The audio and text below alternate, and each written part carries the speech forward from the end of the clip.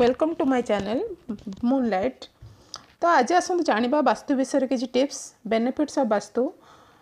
तो गृह जिते वास्तुदोष न हेबो बा जिते कम हेबो ताहा गृह निर्माण पूर्व आम तार सतर्कता करने दरकार। दोष को आम ठीक भाव में जाणीजा और तार प्रतिकार जदि करदेबा ताहले आम उपयुक्त लाभ पाइपर।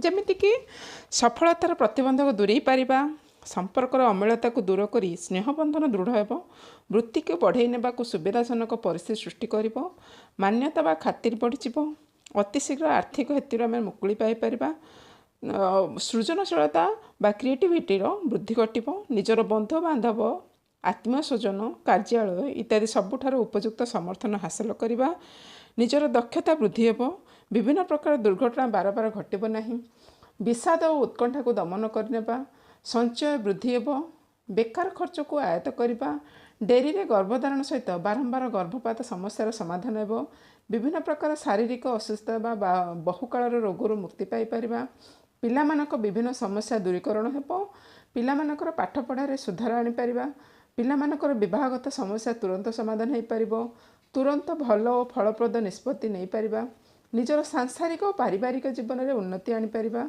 बंद हो जाइथिबा बकेया पाउना और अर्थ लाभर उन्नति हो पार, राति सुनिद्रा हे, गृह में अकाल मरण न हो, नवजौवन दाम्पत्य सुख लाभ करवा इत्यादि।